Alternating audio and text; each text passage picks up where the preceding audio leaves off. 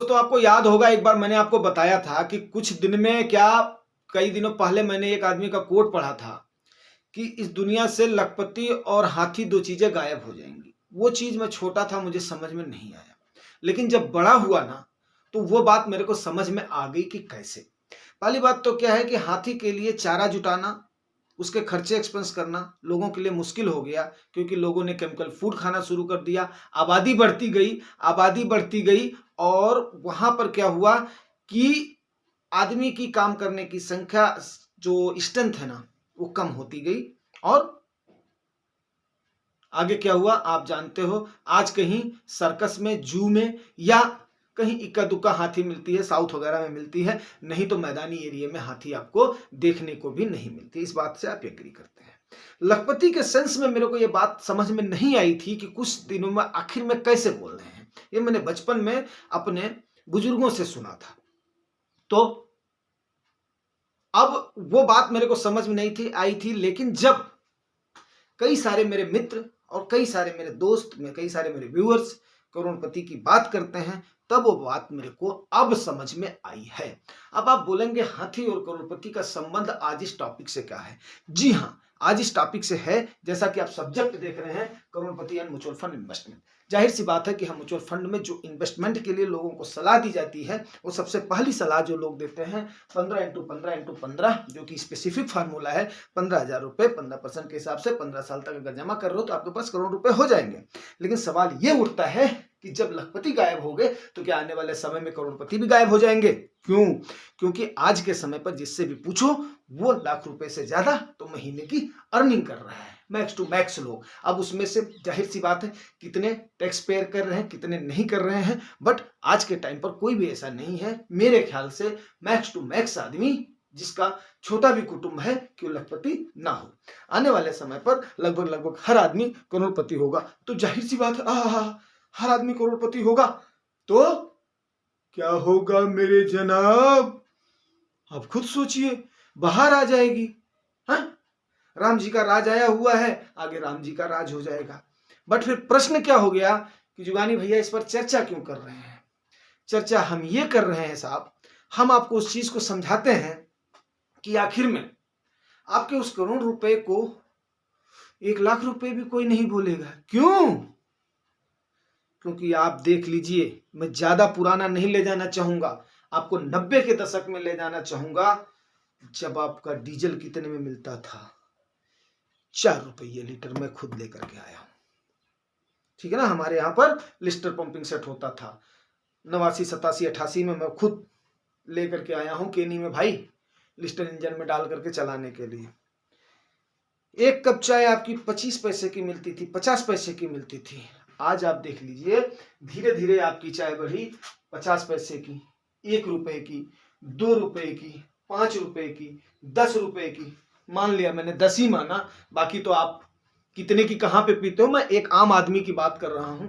ये आम रेट हो गया है ना सर। अब उसके बाद में अब कोई भी चीज ले लो, समोसा ही ले लो, आम आदमी समोसा, चलो ठीक है यार समोसा खा लेते हैं, कचौड़ी खा लेते हैं, ये खा लेते हैं।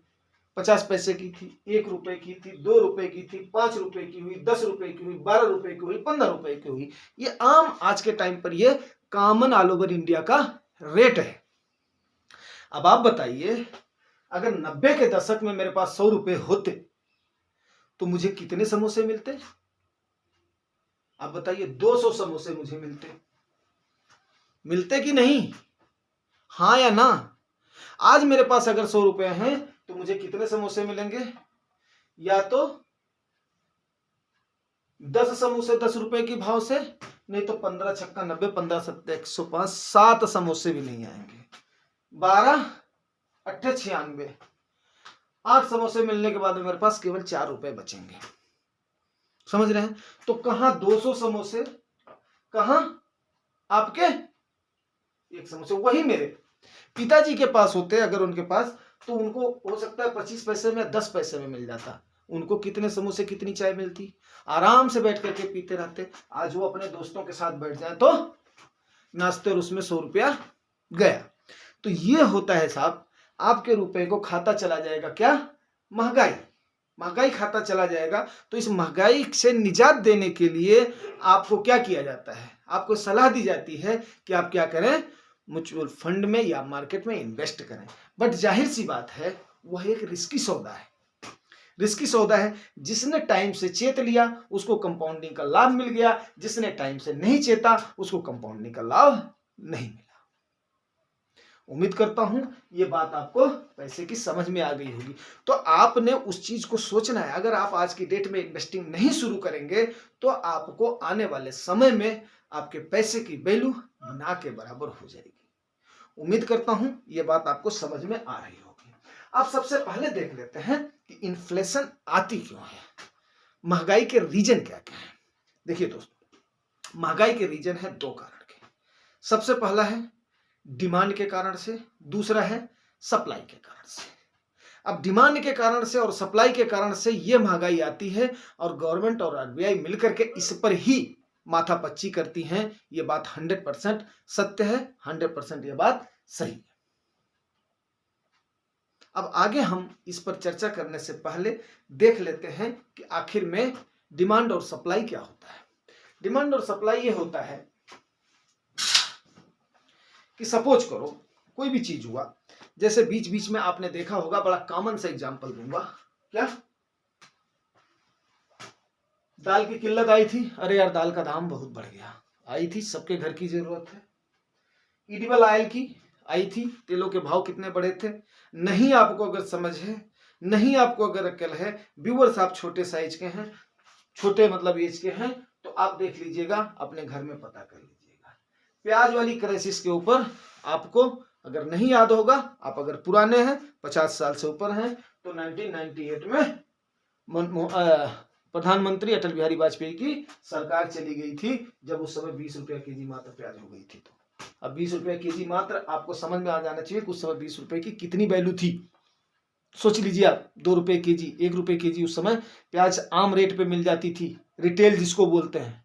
किसानों को तो 10 पैसे 20 पैसे उस समय मिलते थे।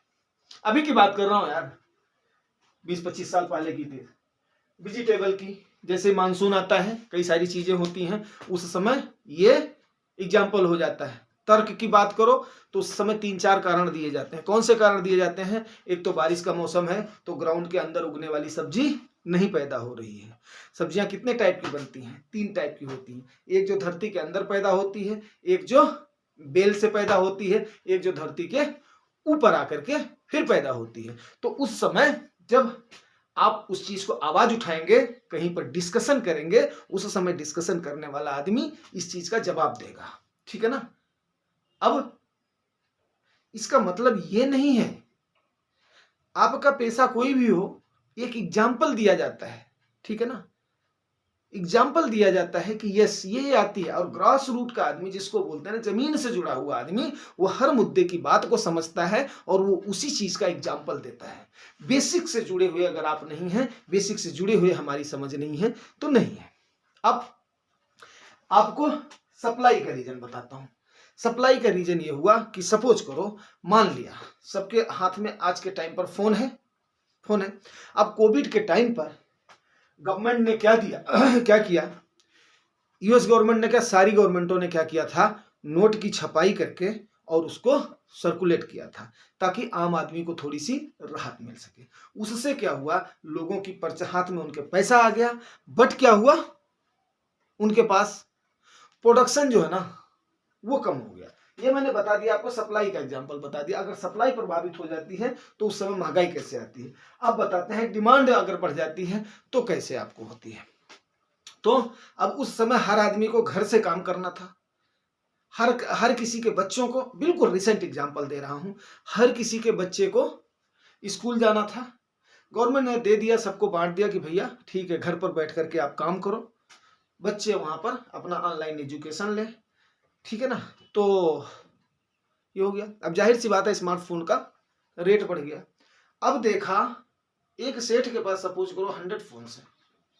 अब 100 फोन्स को लेने के लिए उसके यहाँ पर लाइन लग गई। उसने देखा कि यस अब इसकी तो मांग बहुत बढ़ गई है, तो वो क्या करेगा, रेट को इंक्रीज कर देगा। क्यों? क्योंकि लोगों के हाथ में पैसा है। अगर मान लिया 1000 का मोबाइल है, उसने उसका 1100 कर दिया, फिर और ज़्यादा उसकी मांग बढ़ी, उसने उसको 1200 कर दिया, और ज़्यादा मांग बढ़ी 1500 कर दिया, और ज़्यादा मांग बढ़ी, पीछे से आना बंद हो गया, वही क्या करेगा, दुकानदार उसका 2000 रुपया भी लेगा। तो 1000 का सामान कितने मिल रहा है, 2000 में मिल रहा है।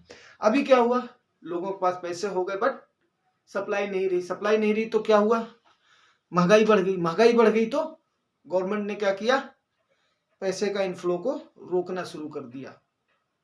जाहिर सी बात है आज के टाइम पर वही हो रही है, repo rate, reverse repo rate यही है। अब इस संदर्भ में आ जाते हैं म्यूचुअल फंड में इन्वेस्टमेंट क्यों जरूरी है। म्यूचुअल फंड में इन्वेस्टमेंट इसलिए जरूरी है दोस्तों कि महंगाई से निजात पाने के लिए अब गवर्नमेंट इंस्ट्रूमेंट उस टाइप के ब्याज नहीं दे रहे हैं, आपको भी पता है।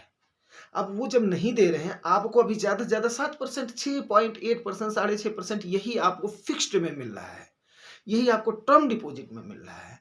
और उसके बाद में सेविंग अकाउंट में तो बिल्कुल ना के बराबर बिलो द 4% के आसपास मिल रहा है।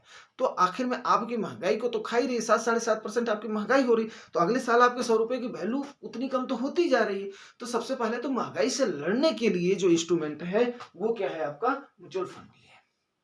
तो दोस्तों ये म्यूचुअल फंड और करोड़पति का जो सपना है उसमें महंगाई को लेकर के चलना बहुत ही जरूरी है। और महंगाई को अगर आपने कंसीडर नहीं करते हैं तो आप बहुत बड़ी भूल करते हैं। और उसके लिए एक ही मंच है जो आपको टाइम टू टाइम एडवाइस करता रहेगा और सही जानकारी, बिल्कुल बेसिक जानकारी आप कैसे बढ़ते रहें वो देता रहेगा, वो है जुगानी टॉक्स। अगर आपको जानकारी अच्छी लगी है दोस्तों तो रिवार्ड जरूर करना, रिवार्ड आपको पता है, लाइक से सब्सक्राइब। Thank you.